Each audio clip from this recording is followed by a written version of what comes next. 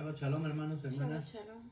Vamos ahora a llevar a cabo el estudio de la parashá que lleva como título Emor, y que significa habla, que tiene que ver con una instrucción que le da Moshe a los sacerdotes, que se encuentra en los capítulos. Esta parashá engloba los 4 capítulos de Levítico, 21, 22, 23 y 24, que se abordan diferentes temas. Hay muchos temas que se abordan en esta parashá. En el capítulo 21 nos habla acerca de especificaciones hacia los sacerdotes y su persona. En el capítulo 22, con respecto a las ofrendas, la santidad de las ofrendas. En el capítulo 23 nos habla acerca de las citas de la santidad, o algunas veces se le denomina las fiestas del Eterno, pero en realidad vamos a ver que se le denomina citas de santidad, Mikra Kodesh. Y en el capítulo 24 están tres temas. Habla acerca de las lumbreras de la menorá, disposiciones de la mesa de los panes del rostro, mal llamado los panes de la proposición, y un tema que parece como que ajeno a todo lo que se estudia en estos capítulos y en los demás capítulos que se han estudiado acerca de la santidad, que habla sobre una situación de una persona que blasfemó el nombre del Eterno, que al parecer parecía que estuviera fuera de lugar de estos temas que se habla, pero en cierta manera sí tiene relación. Ya al último se explicará rápidamente lo que se entiende por esta parte de la persona blasfema, y que tiene parte con la santidad. Estos son los temas que hablan acerca en esta parashá, en estos capítulos, y pues vamos a iniciar. No vamos a abordarlos todos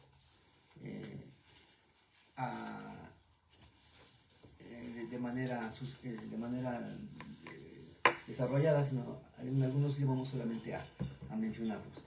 Y pues bueno, a lo largo de estos capítulos que comenté, se analizan diversas disposiciones sobre la vida la vida estricta y forzada que llevarían de llevar los sacerdotes, las características que debían de tener los animales sacrificados, las conmemoraciones santas, cómo iba a iluminarse el tabernáculo de reunión, la disposición de los panes en la mesa, enfrente del candelero de oro, y por último, como les comento, un episodio que pareciera inconexo con respecto a un hombre que maldijo el nombre del Eterno y fue castigado.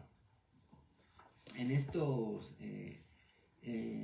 el capítulo 21 vamos a ver rápidamente que nos habla acerca de la santidad en el sacerdocio.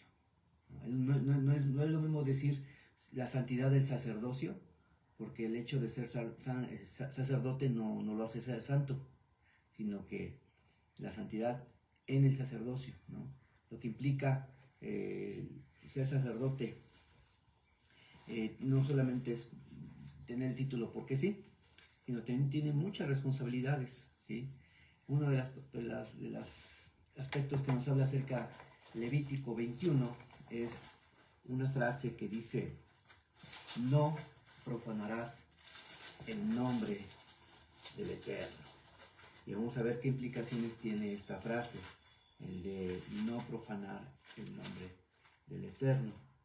Levítico 21, que es lo que inicia esta parashá, Emor, nos habla acerca de lo siguiente. Dice así: el Eterno dijo a Moshe, habla, Emor, que es el título de la parashá, habla a los sacerdotes hijos de Aarón, y diles que no se contaminen por un muerto en sus pueblos, mas por un pariente cercano, por su padre o por su madre, o por su hijo o por su hermano, ¿sí?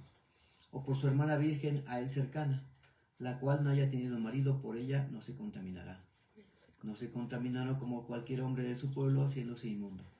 No harán tonsura en su cabeza, ni raerán la punta de su barba, ni en su carne harán rasguños. Bueno, son restricciones de los sacerdotes en general. Vamos a hacer divisiones. Había los sacerdotes, había una división entre los sacerdotes, el sumo sacerdote y los levitas. Los levitas eran los ayudantes en el templo, en el tabernáculo.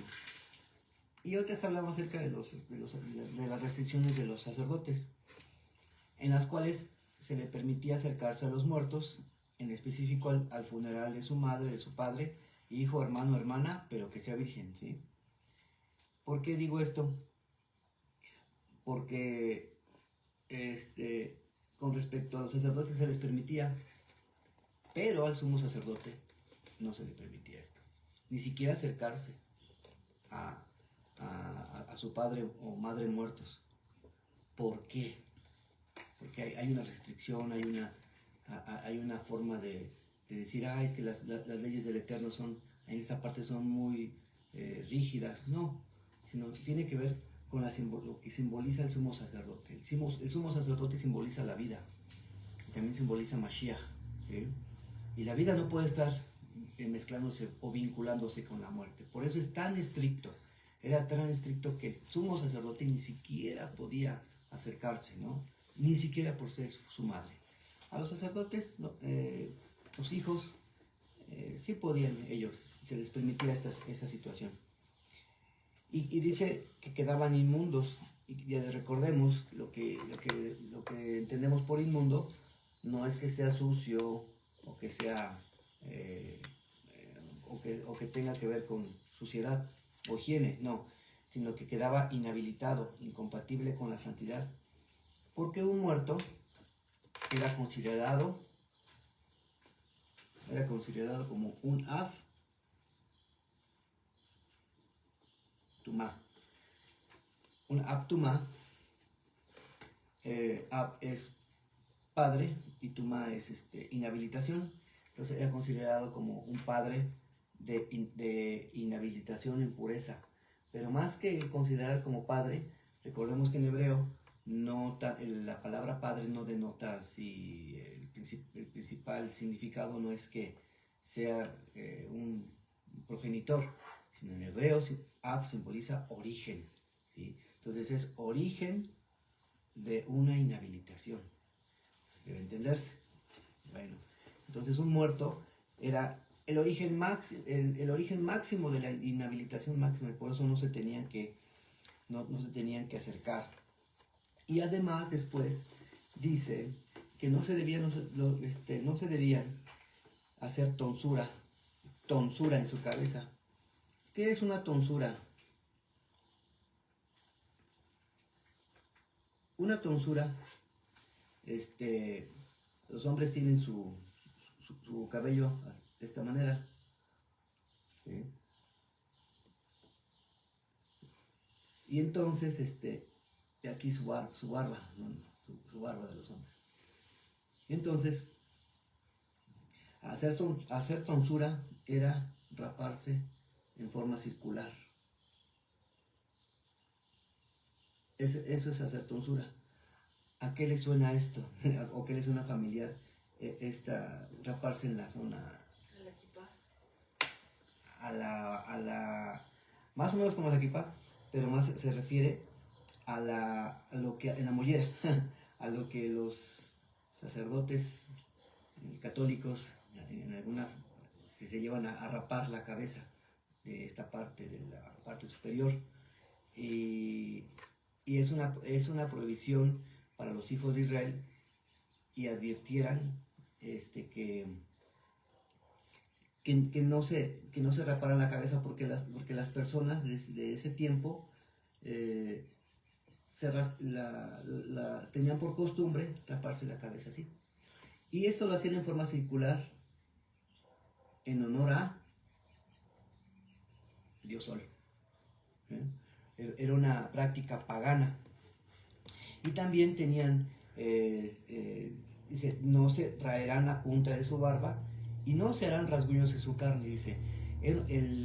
La forma de eliminar los vellos en la cara era una señal de que tenía, cuando una persona se rapaba o se quitaba los vellos en la cara, era una señal de que esa persona tenía lepra. por lo que si un hombre tenía visible su cabello y su barba, entonces era una señal que lo distinguía como un varón del Eterno, sin una enfermedad rara, y por tanto era compatible con la santidad. Y por último, el hecho de no rasgarse su cuerpo, rasguñarse, viene con costumbres paganas. Veamos lo que nos dice Primera de Reyes 18, 27 al 28. Primera de Reyes 18, 27 al 28. ¿Qué nos dice?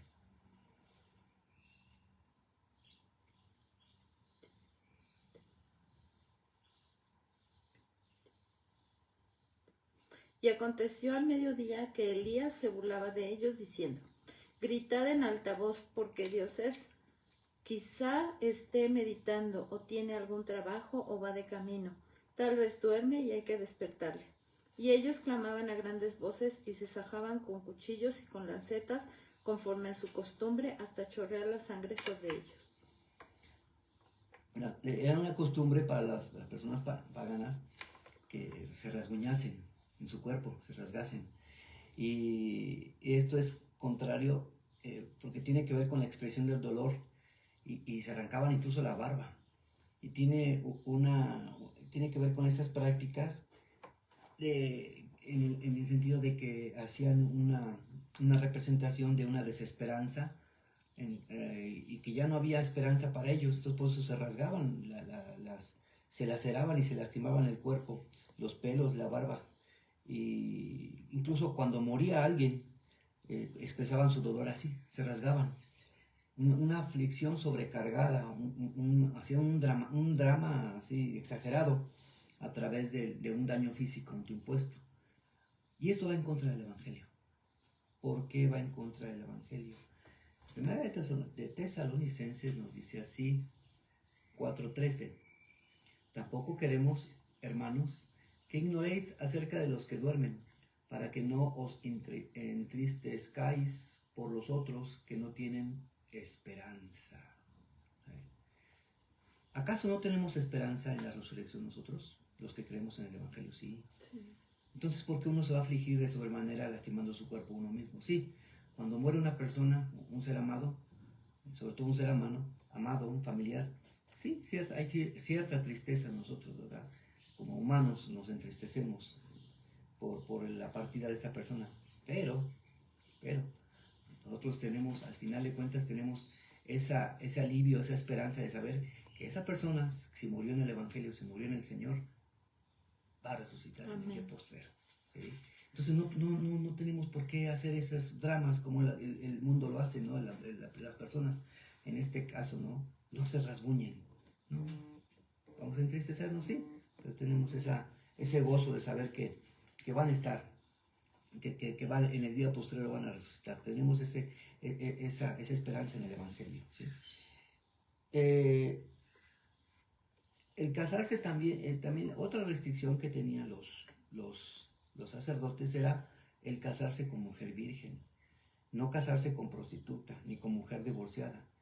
Y esto se representa una ilustración del compromiso y pureza con la compatibilidad de la santidad que le era requerido al sumo sacerdote, para fijar sus afectos en aquello que es puro y compatible con la santidad. Pero más que nada, lo que representaba en sí, el fondo de lo que representaba esta restricción, era que representaba la pureza del sacerdocio de Mashiach. Mashiach representaba a Mashiach, ser santo. El sumo sacerdote no debía descubrir su cabeza, no rasgar sus vestiduras, ¿sí? Que eran señal de extremas de duelo por los muertos. No se les permitía eso, ¿no? Acá se establece acá en Levítico, y dice, pero vemos como en Mateo 26:65 no se respetó esta situación. ¿Por qué? Vamos a ver en Mateo 26:65.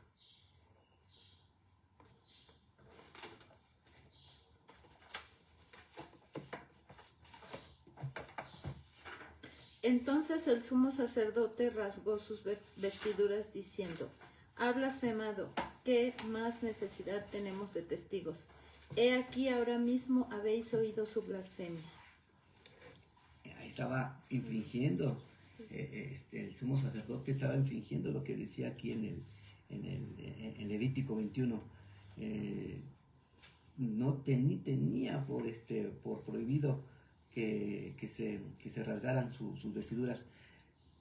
Levítico 21, 10. Y el sumo sacerdote entre sus hermanos, sobre cuya cabeza fue derramado el aceite de la unción, y que fue consagrado para llevar las vestiduras, no descubrirá su cabeza, ni rasgará sus vestidos.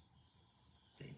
Nos vemos que aquí, además de que en tiempos de Yeshua, los sacerdotes no provenían de la tribu de Leví, además pues no tenían, no llevaban a cabo la ley, y vino decía nuestro Señor Yeshua, ¿no? Dicen, eran hipócritas,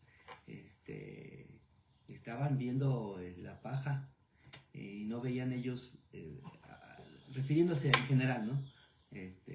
No veían ellos la viga en su ojo, y los sacerdotes no, específicamente en esa parte de la escritura, no llevó a cabo este mandamiento. Dice, versículo 6, serán santos a su Dios, y no profanarán el nombre de su Dios, porque las ofrendas encendidas para Hashem y el pan de su Dios ofrecen, por tanto serán santos. ¿Qué tiene que ver o qué debemos entender con no profanar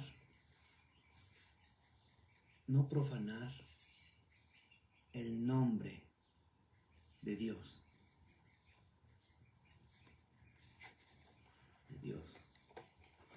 Profanar es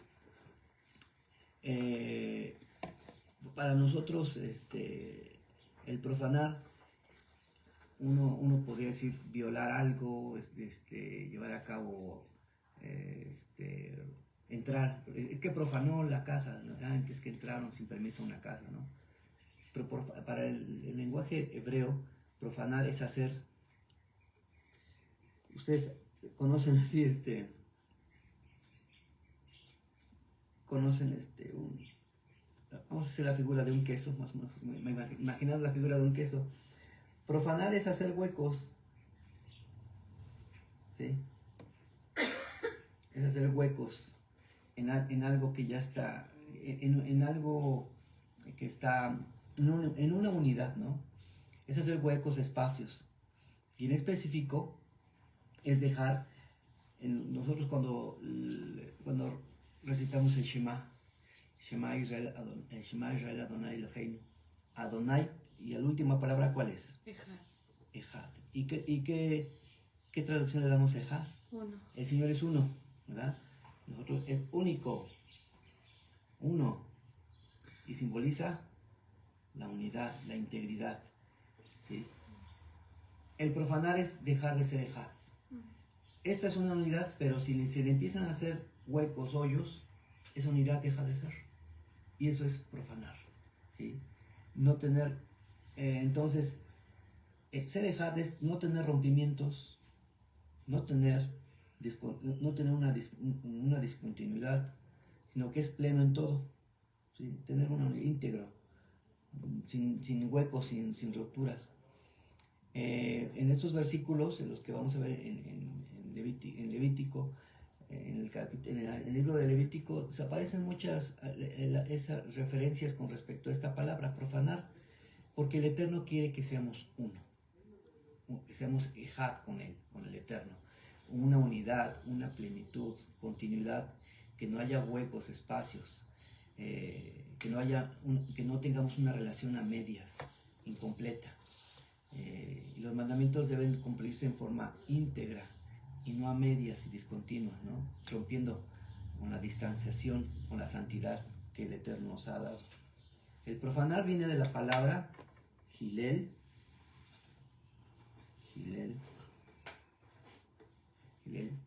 o halal, y esto en hebreo significa decapitado. Entonces una persona que es decapitada causa una discontinuidad al quitarle su cabeza. Entonces hay una discontinuidad. Ese es el concepto de profanar. quitar la continuidad, quitar la cabeza, quitar algo que es íntegro, ¿no? Entonces, el profanar el nombre del Eterno en la práctica es cuando nosotros dejamos de ver al otro como distinguido. Ya lo vimos en la parasha anterior, el de honra, amarás a tu prójimo como a ti mismo, ¿verdad? El ya no ver a nosotros, al prójimo, incluso nosotros como prójimo de los demás, ya no nos distinguimos ante el Eterno. Vemos cómo nos dice Romanos 12, 3, 10.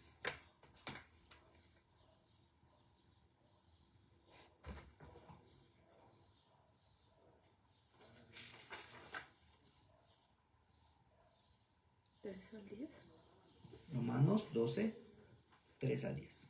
Digo pues por la gracia que me es dada a cada cual que está entre vosotros, que no tenga más alto concepto de sí que el que debe tener, sino que piense en sí por cordura, conforme a la medida de fe que el Eterno repartió a cada uno. Porque de manera que en un cuerpo tenemos muchos miembros, pero no todos los miembros tienen la misma función, así nosotros, siendo muchos, somos un cuerpo en Yeshua, y todos miembros los unos de los otros. De manera que, teniendo diferentes dones, según la gracia que nos es dada, si el de profecía, úsese conforme a la medida de la fe. O si de servicio, en servir, o el de enseñanza, en la enseñanza. El que exhorta, en la exhortación, el que reparte, con liberalidad. El que preside con solicitud, el que hace misericordia con alegría. El amor sea sin fingimiento, aborrecer lo malo, seguid lo bueno. Amaos los unos a los otros con amor fraternal, en cuanto a honra, prefiriéndonos los unos a los otros. Amén. Amén. Vemos cómo en esta parte del Evangelio inicia, que no tengamos más alto concepto de nosotros mismos que el que debe tener, ¿no? O sea, que no nos alcemos delante de nuestros hermanos. Y vemos más adelante, ¿no? Como dice, siendo muchos somos el cuerpo de Cristo y todos miembros unos de los otros. Si se lastima uno en un cuerpo, como miembro de un cuerpo, todos se sienten lastimados. Si nos lastimamos la mano, el cuerpo se duele, ¿no? Del dedo, de la mano, se duele. Y así debemos de ser como cuerpo, como congregación, como cuerpo de Mashiach. Si una persona se duele, debemos nosotros dolernos con ella, ¿no? Y no debemos de tener, empezando con ese principio, no tener un concepto más de sí mismo, ¿verdad?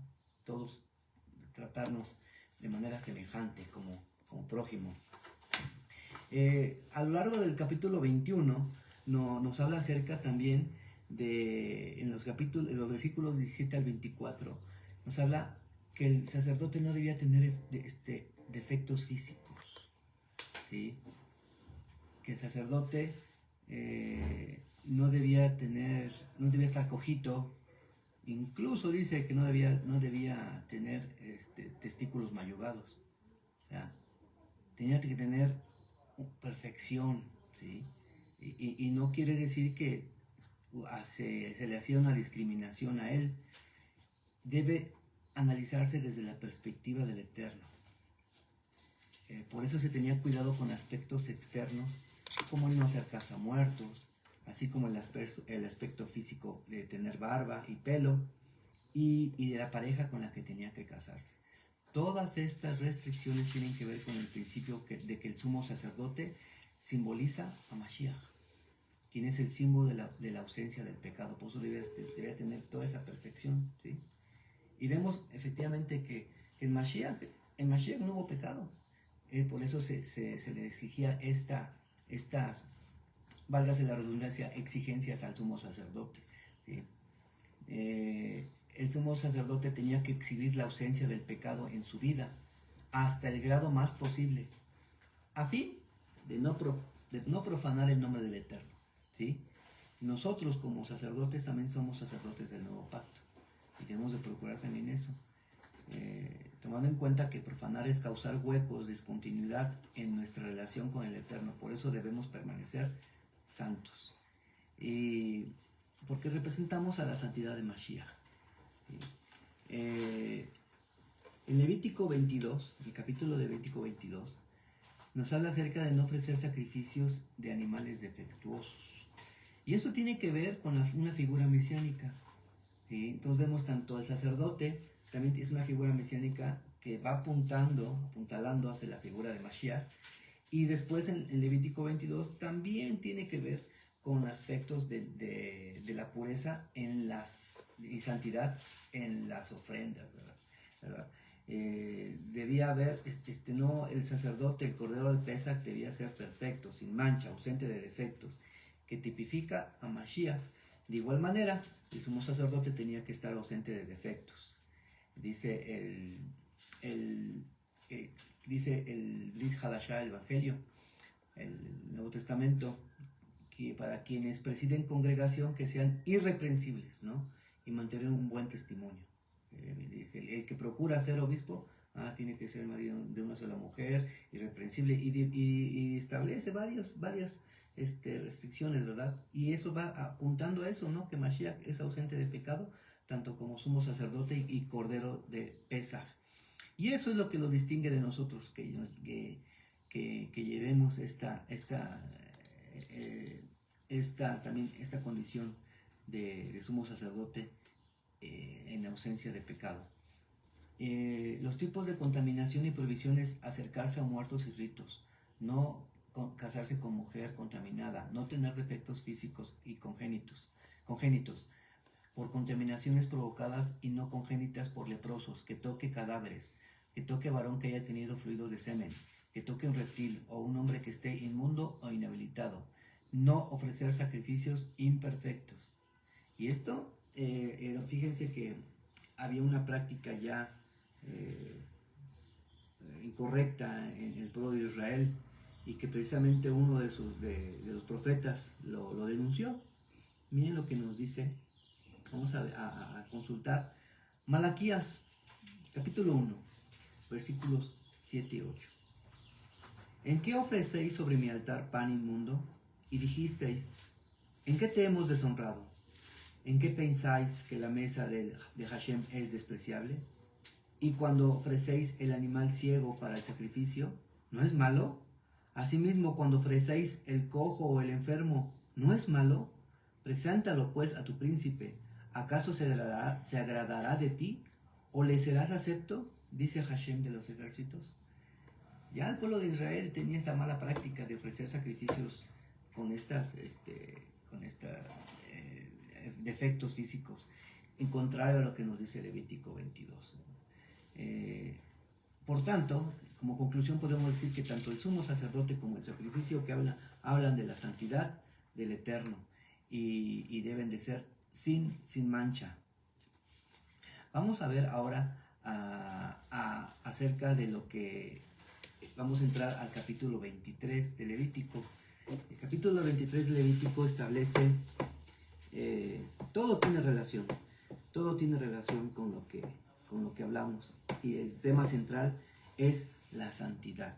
Capítulo 23 dice así: y habló Hashem a Moshe diciendo, habla a los hijos de Israel y diles, las fiestas solemnes de Hashem, las cuales proclamaréis como santas convocaciones, serán estas.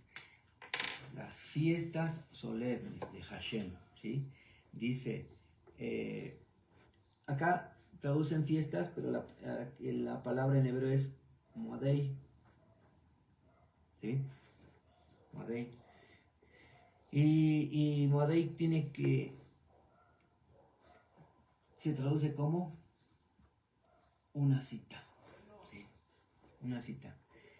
En el desierto, el tabernáculo estaba en medio del campamento de los hijos de Israel, pero derivado, y esto tiene que ver con la promesa en Éxodo 29:45, de que dice, habitaré entre los hijos de Israel y seré su Dios. Y sí, efectivamente, aquí estaba, en donde residía la presencia del Eterno, el tabernáculo estaba en medio del campamento. Y los hijos de Israel adoraron un becerro de oro en Éxodo 32. Derivado de esto, a raíz del pecado, el campamento, dice la palabra, que digo el campamento, la tienda de reunión se salió del campamento, ¿sí? Estuvo fuera del campamento, ¿sí? Y entonces ahí se le llamó Ohel, ahí denominan en Éxodo 33:7, quien quiera consultar al Eterno, quien quiera acudir al Eterno, vaya al Ohel Moed, dice. Ohel Moed, Moadim, Modei. ¿Sí? El Ohel Moed es el tabernáculo de la cita, el tabernáculo del encuentro. Quien quiera tener un encuentro del Eterno, salga y vaya al Ohel Moed, al tabernáculo del encuentro. Por eso es que se traduce como cita o encuentro. Moadei, citas o encuentro. Y algo que debemos de puntualizar. Esto no tiene que ver con un lugar, sino que se refiere o alude a un tiempo, a una cita en el tiempo fijado previamente por el Eterno en la Torá. Y aquí está estableciendo, tenemos que aquí dejar claro, el Eterno está estableciendo una cita, un lugar en el templo a sus hijos de Israel, para que se encuentren con Él. ¿Sí? Quiero puntualizar esto. ¿Por qué? Porque a continuación vamos a ver las citas o encuentros que se les denomina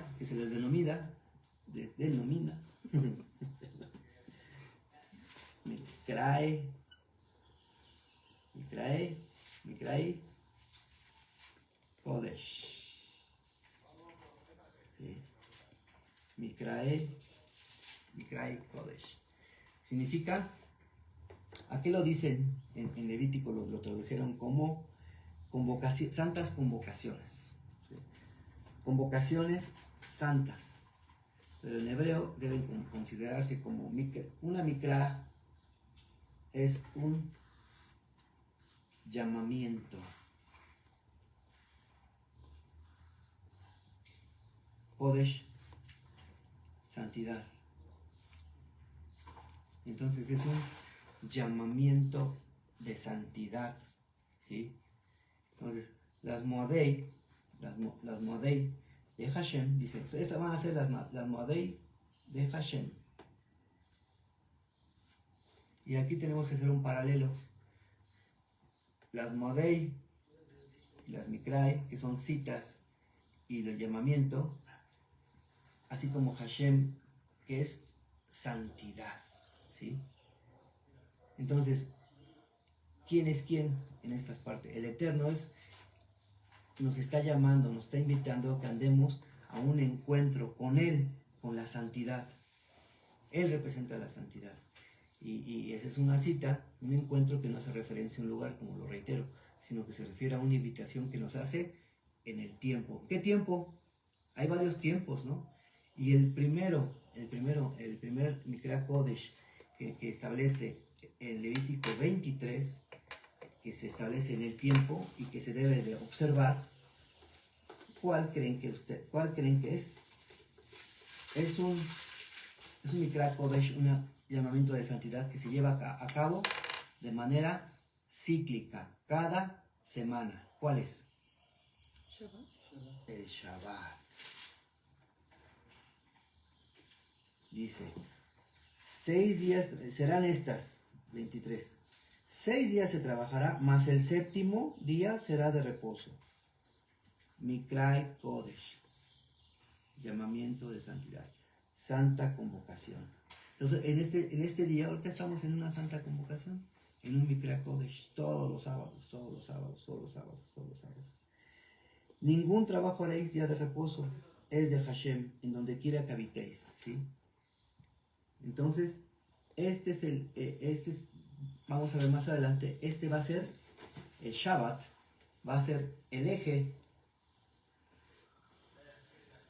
de las demás fiestas santas, ¿sí?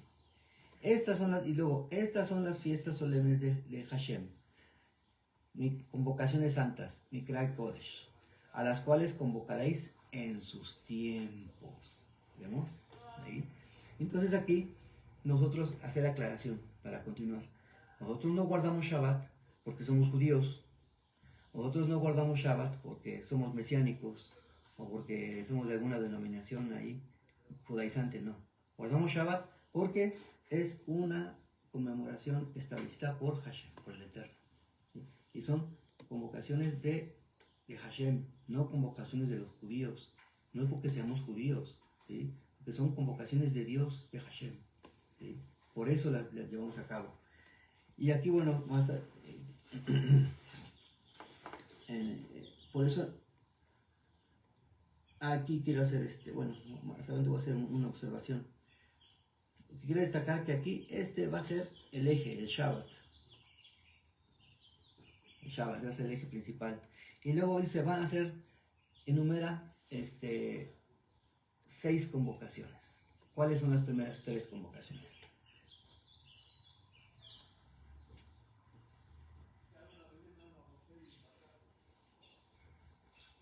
La primera es Pesaj,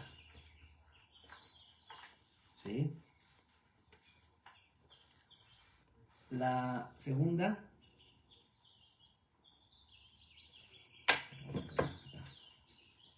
acá tenemos los apuntes, para que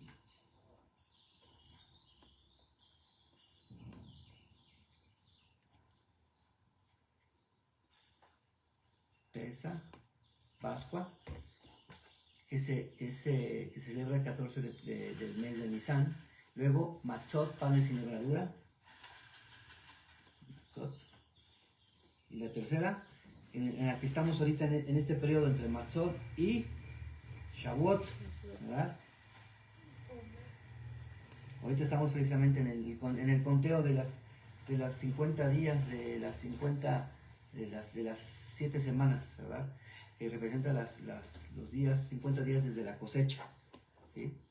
Y por otro lado tenemos a las otras 7, a las otras 3 estas 3 convocaciones. ¿Cuáles son? 4. Yom Teruah, Yom HaKippurim y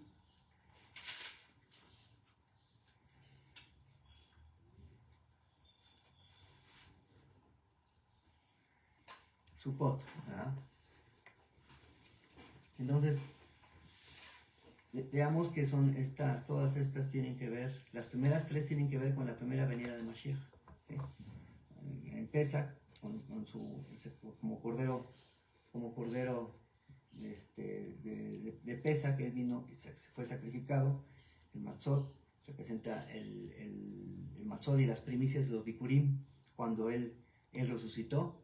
Y Shavuot precisamente representa también la resurrección y el derramamiento del Espíritu de Ruach HaKodesh en Pentecostés, en Hechos 2.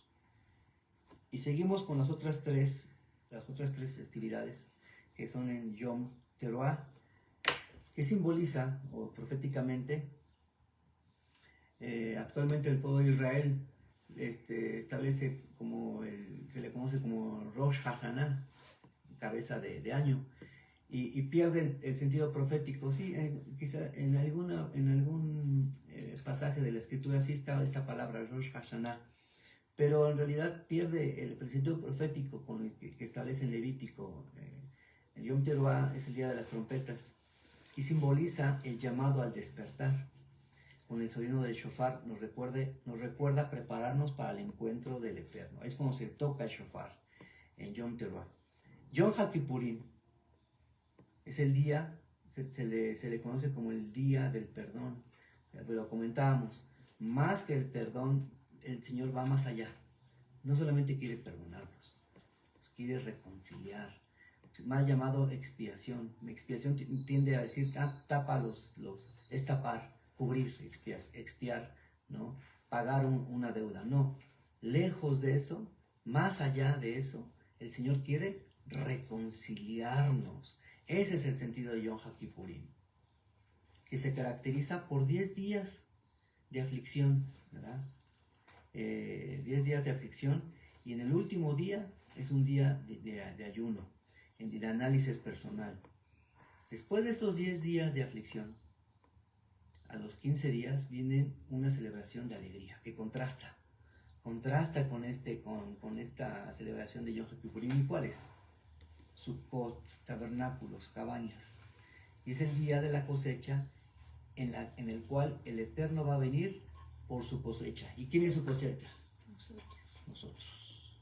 Va a venir por sus frutos, ¿verdad? Por nosotros. Y también en este día se llevan a cabo las bodas del Cordero.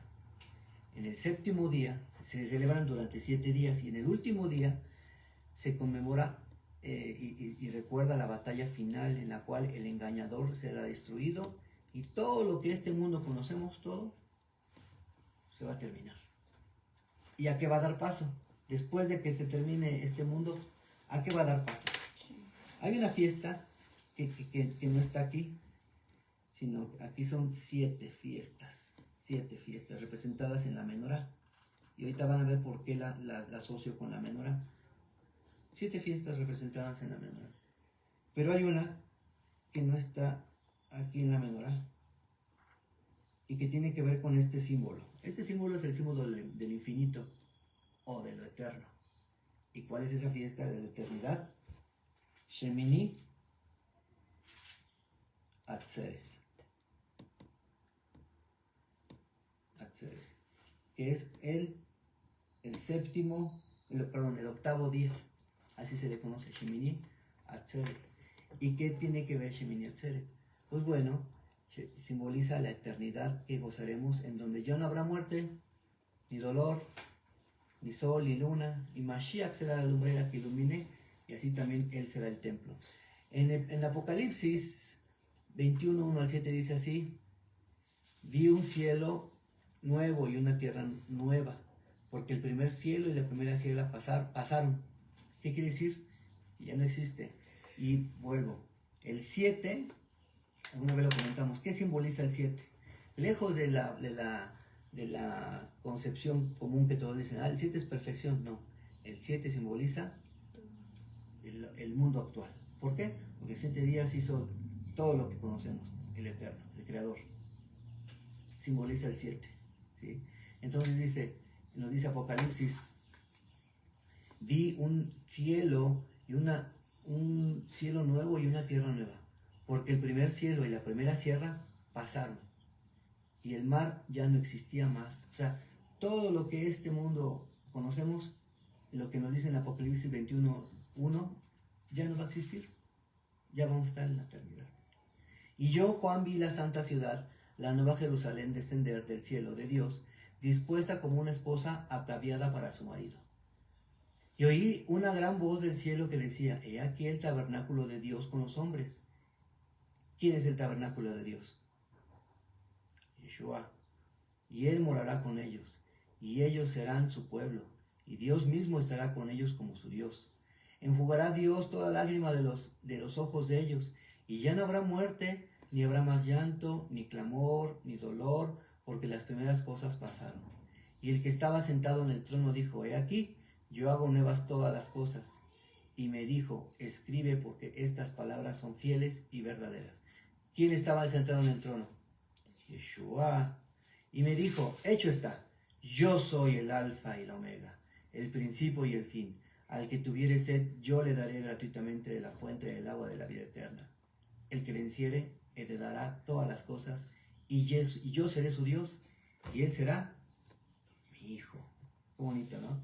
Entonces, miren, aquí tenemos representadas lo que la Mikra Kodesh, y por les digo, la que representa el eje es el que representa el Shabbat, está representado como el eje de todas estas Mikra Kodesh. Dice,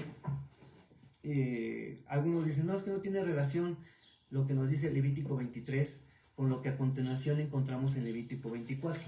En Levítico 24 nos habla acerca del aceite de las lámparas, ¿verdad?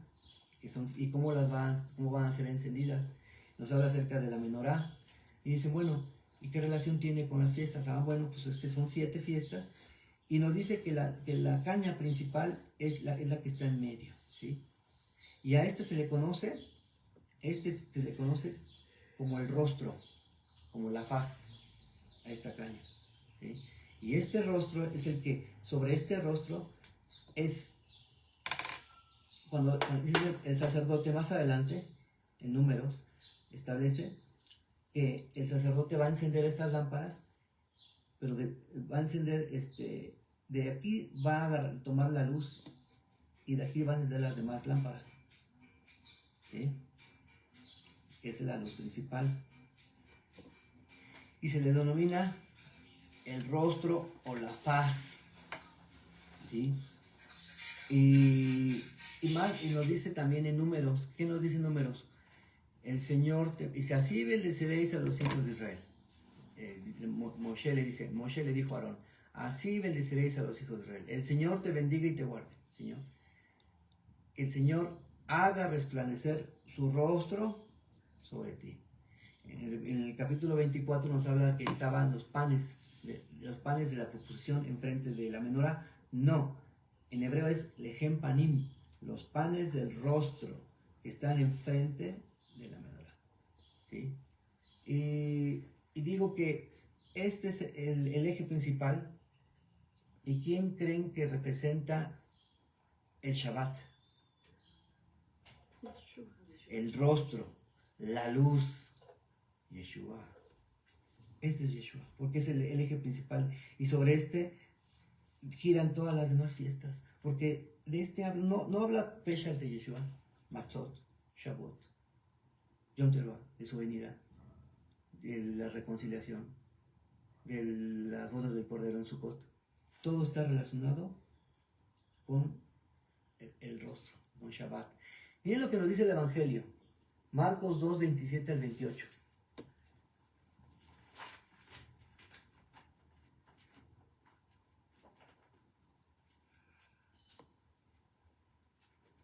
También les dijo, el día de reposo fue hecho por causa del hombre y no el hombre por causa del día de reposo.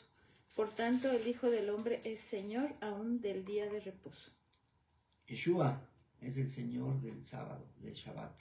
Entonces, por eso es que está representado aquí. El Shabbat es en medio, es la Mikra Kodesh, el eje principal de las demás, ¿sí? Las citas del Eterno son del Eterno, de Hashem, no del judaísmo. Nos ha llamado a santidad. ¿Qué nos dice en 2 de Timoteo 1:9?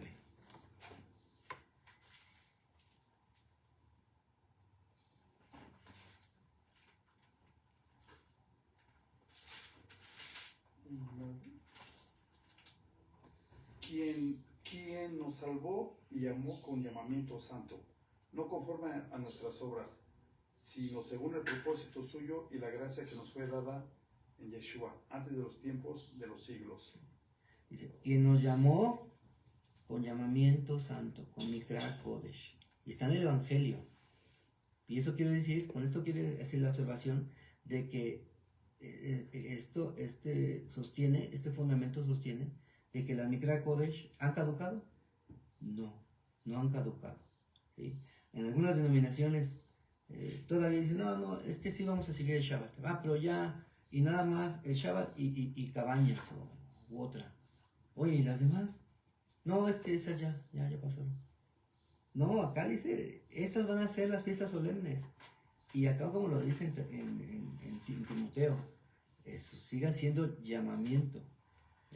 Es decir, Hashem nos llama a través del Shabbat, de Pesach, de Sukkot, de Yom Teruah. Nos llama a través de sus citas. ¿Por qué? ¿Y por qué es así? Porque Él nos quiere con Él, como nos dice Éxodo 29:45. ¿Sí? Él dispuso 7 encuentros con Él en el año, ¿sí? Son cada 7 días que estemos con Él, que nos acerquemos. Y esa es la esencia de las citas del Eterno. Que comprendamos que no los hacemos por tradición ni por costumbre, sino que es cada vez que usted viene en Shabbat, cada vez que usted acuda en Pesach, en Matzot, en Shavuot, Yom Teruah, en Yom Kippurim, en Sukkot, recordemos que acudimos a un llamado del Eterno que Él nos hace para estar con Él como en santidad. Ahorita en este caso nos estamos en santidad. ¿Por qué? Porque no solamente estamos apartados de las demás personas que están en el cine, en los restaurantes, haciendo sus cosas, no. Además de estar apartados, porque estamos alguna vez había una cita bíblica que ayer leímos, porque Él nos distingue, Él nos hace distinción con las demás personas, ¿sí? Finalmente, quiero hacer el comentario acerca de lo que le comentaba finalmente del capítulo, la última parte del capítulo 24, que habla acerca de la pena de muerte del blasfemo. Sucedió que en esta última parte aparece un episodio que parecía inconexo, de un hombre que maldice el nombre, Hashem, y es castigado siendo apedreado. Todo el libro de Vaikra, de Levítico, precisa las bases de una vida de santidad para el pueblo de Israel, y en este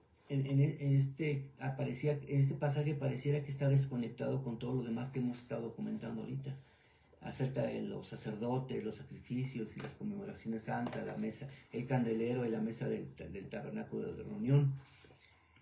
Pero en realidad sí se encuentra con la conexión con la santidad,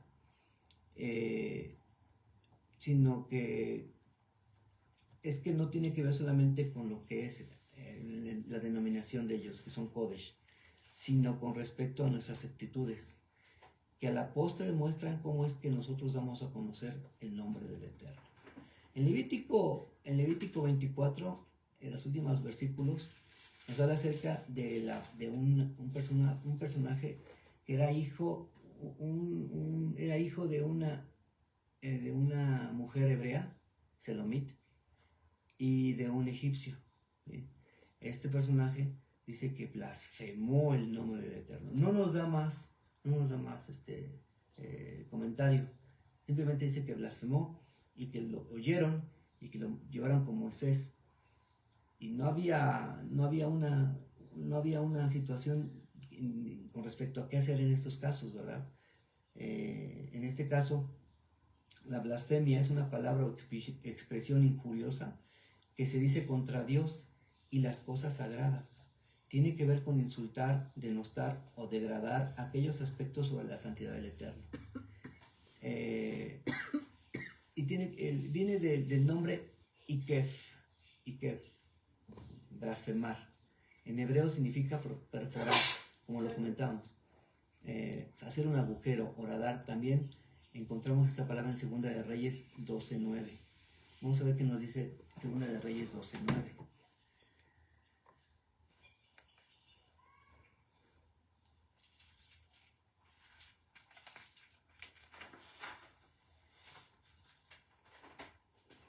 Mas el sumo sacerdote Joiada tomó un arca e hizo en la tapa un agujero, y la puso junto al altar, a la mano derecha, así que se entra en el templo del Eterno. Y los sacerdotes que guardaban la puerta ponían allí todo el dinero que se traía a la casa del Eterno.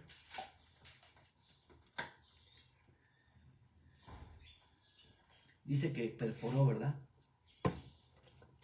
Y tiene también que ver con lo que vimos de la palabra anterior que vimos también, de no profanar. Aquel que vacía el nombre de su esencia es el que deja sin contenido, sin sentido, sin centro. La blasfemia va más allá del habla profana, sin respeto, que insulta y que denota o degrada, y que tiene que ver con aquellas actitudes que revelan cómo damos a conocer el nombre del Eterno. Tiene que ver con la frase Kiddush Hashem, de guardar la santidad del Eterno. Les comento, aparentemente no tiene nada que ver con todo lo que vimos acerca de Kadosh, pero Kiddush Hashem tiene que ver de qué forma guardamos la santidad del Eterno. Bueno, culmino diciendo que a este muchacho, a este hombre, se le enjuicia y se le dice que las personas que oyeron, que blasfemaron, que le pusieran su mano sobre su cabeza y que después lo apedrearan. Y así murió, apedreado. Y ¿cuándo podemos decir que que alguien está profanando el nombre de nuestro Dios. Cuando un creyente llega a robar, ¿no? O llega a hacer algo indebido, y entonces la trascendencia de ello no se limita solamente a tener por transgredido un mandamiento, sino que el efecto es más profundo. Porque a los ojos de las personas van a decir, miren, si este es el efecto de la Torá que según él cree, entonces, pues yo ya no quiero formar parte de eso. Entonces nuestras actitudes sí tienen que ver mucho, ¿no? Nos distancia a las personas del Eterno, el testimonio que damos con respecto a ello. Tenemos que ser muy cuidadosos porque si estamos hablando acerca de la santidad, tenemos que guardar mucho eso, ¿no? Kiddush Hashem no solamente es hablar santo y hablar, no, sino que nuestra conducta que sea acorde con lo que nosotros creemos, pensamos. Estos son los temas que nos habla la Parashá y vemos que tienen que ver con la santidad del Eterno. Y ahora hablamos en específico, como tema central, vimos las citas del Eterno, las citas, las modei. En todo momento hay una parábola que habla acerca de una invitación, ¿sí? De una invitación que hizo un rey. Invita a todos a comer, ¿verdad? Y muchos no acuden, ¿sí? Muchos no acuden. Pero él constantemente nos está llamando a su mesa. Y esos son mandamientos en santidad. Y procuremos acudir a esas fiestas, a esas citas, a esos llamamientos. Porque Él nos quiere con Él, ¿sí? Él nos quiere con Él. Y Él es nosotros somos su pueblo santo y ovejas de su prado. El Eterno bendiga su palabra. Shabbat Shalom. Shabbat Shalom.